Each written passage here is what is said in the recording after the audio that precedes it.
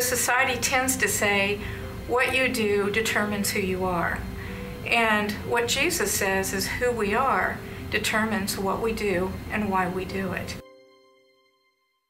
Well, City Union Mission is primarily a shelter for homeless individuals, but so much more. We not only house men, which most people remember that part or know that part, but we also shelter families. These are individuals who come with various needs. Many of the times it is alcohol or drug addiction related problems, but sometimes simply because a person has been burned out of their home or needs help just for a short period of time as they get things back together in their life. The Christian Life Center, the building here behind me, is for men on our long-term program. It's about a year-long program, and it will eventually be able to house up to 100 different men. And so we're excited about that because these are men who we get to spend a whole year with individually and working with them on a case-by-case basis. What brought me to the City Union Mission is that, you know, I kind of got tired of my life the way it was going, and I've tried every other treatment program there is possible. The only thing I never really tried was God, and this is the only program that I know that, you know, as a way of dealing with substance abuse, they do it biblically. God had his hand on Joseph, and God had some things that he wanted to do in Joseph's life. Just like God has his hand on you. And God wants to do some things in your life. But in order to do that, you're going to have to let God do what he wants to do in your life. I'm Beth Liebling, and currently I'm the Career Development Specialist for City Union Mission. Actually, when I was 5, my parents moved to Kansas City from Los Angeles, California, and my dad, Morris Vanderberg, took over the directorship of City Union Mission from my grandmother. My grandparents, David and Beulah Boakley, started City Union Mission in 1924. And my first experience that I can remember is being flown here to go to camp in Warsaw, Missouri at 3 years old. A few years ago, City Union Mission decided that we needed to have a full-time position handling the transition between recovery programs and getting back into the community and into jobs and society. That transition is very difficult for any person, and particularly people who have maybe been homeless for a while. If I hadn't relocated to Kansas City, here to City Union Mission, I would probably wind up being back in Columbia with old friends, being old drinking and drugging buddies. I would probably wind up back on the street or possibly back in prison. Teaching them computer technology for their future job is very important. We interface with computers every day. Go to the grocery store, you know, we're with a computer. And so, and some of them come in and know a lot about computers, and some come in and not been on computers at all and are very intimidated. Or their goal of computer is getting an email address so they can email, not necessarily working with documents and things like that. This is our library, and you see the huge windows there throughout the entire facility, no matter where you look, and so the light continues to come in, whether there are any electrical lights on in the facility or not. An interesting feat of the building was to recapture the water that came through the shower system. As men take showers, the water is captured into a reservoir, and in this reservoir then is used to flush the toilets.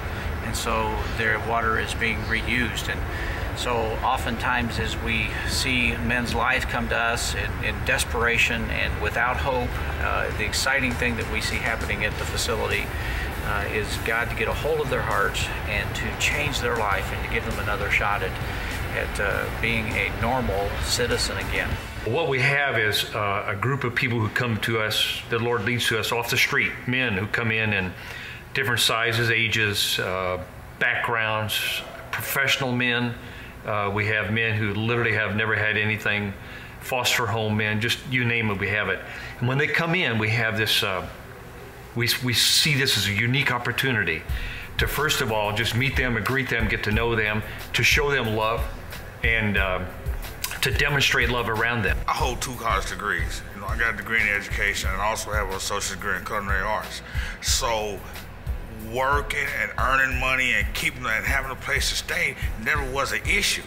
You know, it was the issue was that every so often, because for whatever reason, because I didn't know God, everything would just fall apart. A big part of what we do is to help them prepare for the workforce once again. But I think the most important thing is that we're involved in helping them find Jesus Christ and to accept Him in their hearts and to make Christ the integral part of their lives. And when the men leave the mission, if they have achieved that, then we have done our goal here, and that is to, in essence, introduce these men to the Lord and the glory that can mean to them in their lives. And if we can help them find work that is in keeping with their skills and their talents, as well as in keeping with what the Lord has in store for them, then we've been blessed and truly successful in our activities on behalf of Christ. One of the things that happens for a man here in the program for learning structure is what is termed work therapy. And so for 20 hours, around 20 hours a week, a man is assigned a particular responsibility that is to simulate a work environment. And so in that work environment, they are getting an opportunity to have a supervisor that works with them, that shows them how to improve in customer relations. The cedar that you're seeing out here on the outside of the facility as well as the inside of the building, the cedar was actually recovered from Katrina, the hurricane that occurred now about 2 years ago. And so the cedar here was designed specifically to give another beauty effect to the facility, and is inside and outside the building. So inside the building has a smell that's just absolutely incredible. You think about many of these men that would have been on a boxcar or underneath a bridge somewhere or in the backseat of a car, oftentimes for many, many months and sometimes for years. The food at a mission is always to be nutritious on a budget. And so we look at having a protein, having simple and complex carbs. We work at having enough calories to give the man the energy they need, but we also have to work a lot with weight management, because a man coming off of living on the streets, whether they are drug and alcohol addicted or whether they've just been living from dumpster to dumpster, there is a need for good solid calories. If someone were to ask me if their donation would actually make a difference in the ministry of City Union Mission, I would have to say to them that it definitely would, because it's made a definite difference in my life. You can experience what I experienced in my relationship with the Lord. What you have to do, and this might seem to be an odd thing to say, but you have to stop trying so hard and open your heart and allow Him to literally wrap His arms around you. And then you will truly come to understand what it means to be a child of God. I really appreciate what the people have done that donate to the mission. The mission is a place where, you know, through Jesus Christ and the donations that He inspires people to give here, that a person like myself who come here with nothing, all they have to do is have a desire and a want and a yearning to change, and they can do that through the donations. That everything is provided, your transportation, your meals, your clothing, just everything is provided, and without something like that,